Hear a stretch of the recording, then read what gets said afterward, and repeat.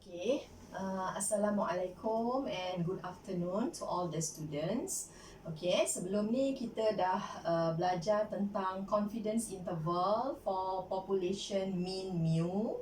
Okay, yang mana kita ada formulanya adalah x bar plus minus z alpha over 2 sigma over z n. Okay, so that one is the confidence interval for population mean. So now kita akan masuk pada tajuk sample size in estimating population mean. Okay.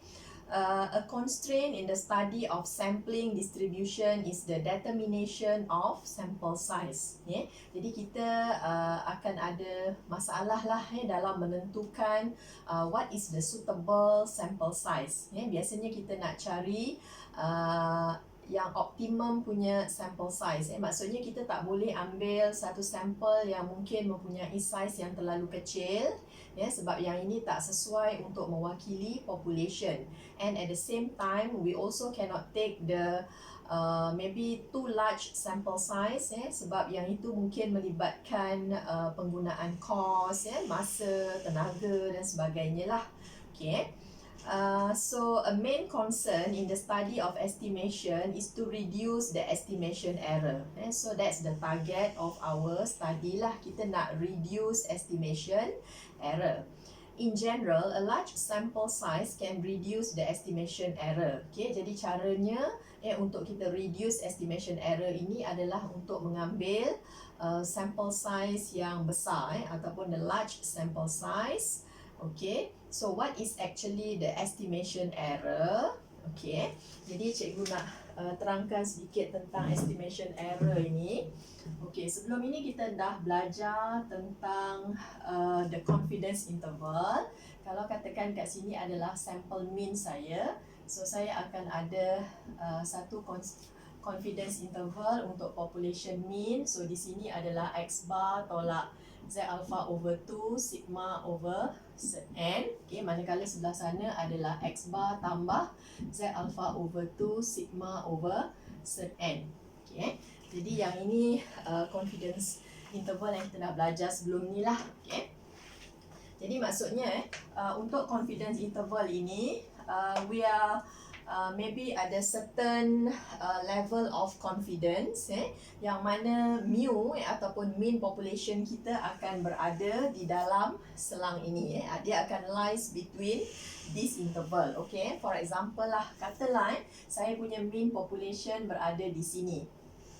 So akan ada perbezaan nilai di antara mean population and the sample mean. So perbezaan ini dipanggil sebagai estimation error. So yang ini adalah estimation error ataupun denoted by small r. So R tu untuk estimation error. Jadi kalau kita tengok dekat sini semakin hampir mu dengan x bar, semakin kecil lah dia punya estimation error. Jadi maksudnya nilai estimation error yang paling maksimum adalah sejauh inilah. Maksudnya jarak dekat sini kita akan ada, jarak yang di sini kita akan ada inilah, z alpha over 2 sigma over z n. Manakala di sebelah sini juga kita mempunyai jarak yang sama, iaitu benda ni juga. Jadi maksudnya maximum value of estimation error paling besar pun adalah sebanyak panjangnya ialah sebanyak inilah. Jadi mu kita ini boleh jadi lebih kecil daripada x bar ataupun dia jadi lebih besar daripada x bar. Jadi berapa jauh dia punya perbezaan, paling maksimum pun adalah sebanyak yang inilah. So kita katakan bahawa the maximum estimation error tu, maximum estimation error is denoted by R. So nilai dia adalah z alpha over 2 sigma over z n. So this is the maximum estimation error. Jadi daripada maximum estimation error ini kita boleh menganggarkan berapakah nilai n. Caranya ialah kita cross multiply sahaja. Ini n bawa ke atas. So sini z alpha over 2 kita ada sigma per dengan r. Kemudian kita hilangkan squaring both parts. And then sini akan jadi n. So yang kat sini ialah z alpha over 2 sigma over r Okay, kuasa 2. Okay, so dia datangnya daripada formula yang inilah. Formula jarak ini. Okay, jadi maksudnya saya ada N, the sample size. Okay, kita boleh determine menggunakan dia punya Z alpha over 2 tu nilainya. And then sigma ini adalah dia punya standard deviation dan R ini adalah dia punya estimation error. Okay, jadi macam dalam contoh yang pertama tu example 1. Okay, kita tengok yang dekat example 1. Okay, soalan nombor 1 tu dia kata the income of the fresh graduate of a university is known to be normally distribution. Standard deviation dia dah bagi dah iaitu RM 1,000. Okay.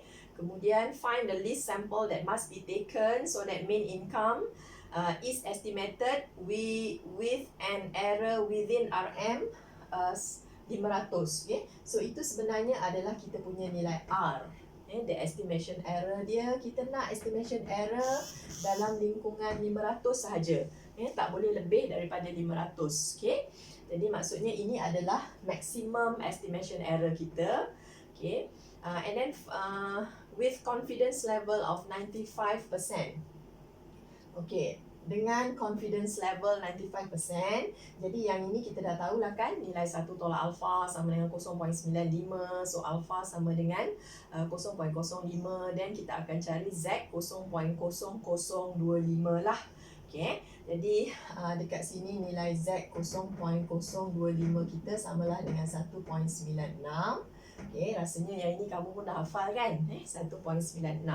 Okay, jadi maksudnya dekat sini saya terus nak mencari nilai R. Saya nak mencari nilai N. Okay, jadi kalau katakan kita tak ingat formula ni, kamu boleh ingat formula yang inilah. Formula confidence interval tu. Z alpha over 2 kan ada sigma over cert N. Jadi yang ini adalah kita punya R. Okay. Jadi maksudnya kamu bolehlah gunakan formula ini. Okay. Sigma over cert N. Okay. Jadi maksudnya R kita sekarang ni sama dengan 500. Dan Z alpha over 2 ialah 1.96. Okay. Sigma dah ada nilai. Okay. Kemudian bahagi dengan cert N. Jadi N lah yang kita nak cari. So awak boleh cross multiply macam ni. 1.96 darab dengan 1000. Kemudian kita bahagikan dengan 500. Therefore N kita kuasa 2 kan lah. Both sides. Okay. So bahagi dengan 500. So sini kuasa 2. Jadi saya dapat dekat sini nilai N itu sebagai 15.37. Okay. So the minimum sample size should be taken is 16 lah. Jadi kita boleh ambil N sama dengan 16 supaya kita punya estimation error within RM 500 with 95% symmetrical confidence interval. Okay. Kemudian untuk yang example 2 tu pula,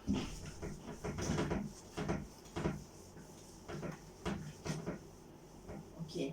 For example 2, a random sample is taken from a population with normally distributed with mean mu and variance sama dengan 15. Jadi maksudnya untuk example 2 tu dia dah bagi variance dia ialah 15, so should be sigmanya akan jadi cert 15 lah. Okay, ini maklumat yang saya ada. Given x bar is the sample mean, find the sample size N such that dia dah bagi satu dekat sini confidence interval ada tambah tolak kan 0.3.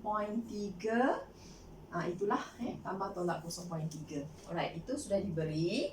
Kemudian is a symmetrical 96% confidence interval for mu. Okay. Jadi kat sini nilai R dia tak bagi estimation error, tapi daripada formula confidence interval yang ini kita tahulah kan. Okey, jadi membawa maksud bahawa R kita adalah sebenarnya 0.3. Yang tambah tolak inilah 0.3 ni adalah the maximum estimation error. Alright, kita dah ada yang itu. Kemudian kita ada 96%. Okay, symmetrical confidence interval. Maksudnya kita ada 1 minus alpha sama dengan 0.96. Yang ni saya tak ingat sangat. Okay, so ini adalah 0.04. Jadi alpha over 2 saya adalah 0.02. So Z 0.02 ini nilai dia adalah 2.054. 2.054. Right? Dan bila kita nak cari nilai N, saya boleh terus gunakan formula N tadi. Okay, so N saya samalah dengan 2.054. Okay. Kemudian saya darabkan dengan saya punya sigma. Okay, dekat sini saya ada cert 15. Okay, divided with my R, okay, my estimation error, dan kuasa 2. Okay, kuasa 2 di situ. Dan saya dapat nilainya adalah 703.15. Okay, so the minimum sample size, the minimum find the sample size should be taken. Jadi maksudnya kita akan ambil N samalah dengan 704 lah. Okay, supaya syarat ini akan dipenuhi ya. Dia punya maximum estimation error adalah 0.3 dengan 96% confidence interval. Okay, sekejap, padam dulu. Okay, jadi untuk yang soalan yang ketiga tu, okay, tengok soalan example 3. Example 3 tu last time kita pernah buat juga. A random sample is taken from a population, okay, normally distributed with mean, mu and variance 9. Okay, jadi dalam example 3 ini saya ada X-nya tertabur secara normal. Kat sini ialah mu 9. Jadi maksudnya X bar saya akan normally distributed mu 9 per N lah. Okay.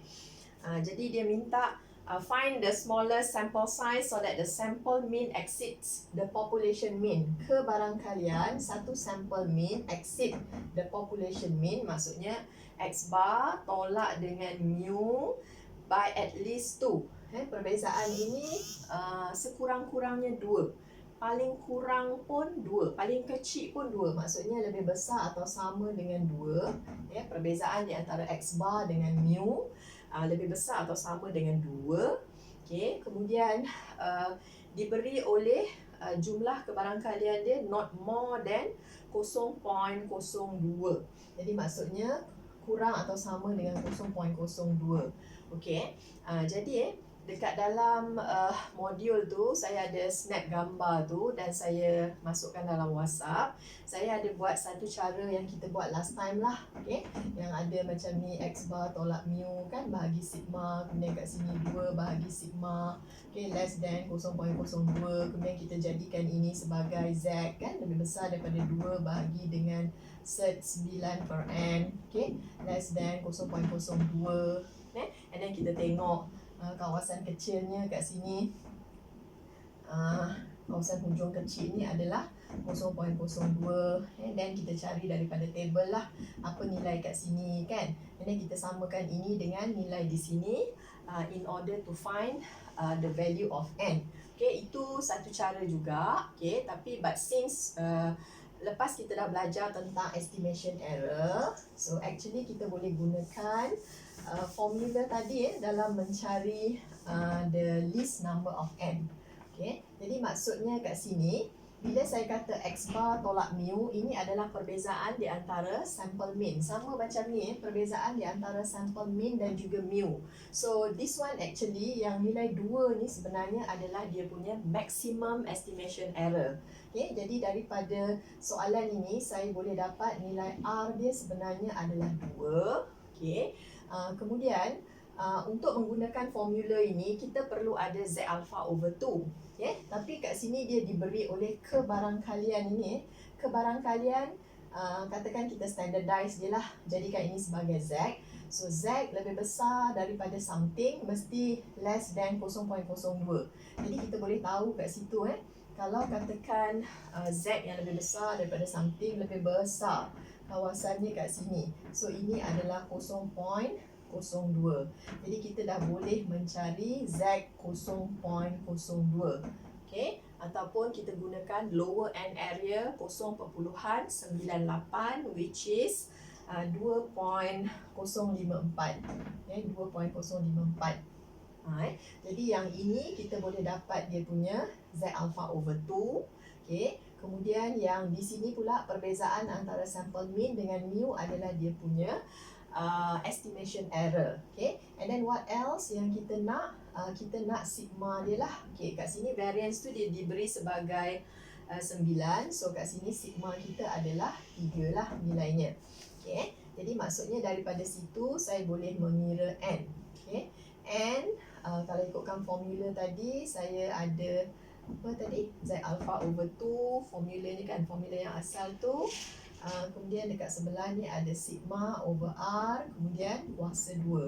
Okay, jadi maksudnya saya boleh masukkan 2.054, kemudian saya darabkan dengan 3, kemudian saya bahagikan dengan 2 lah. This is my R, and then kuasa 2.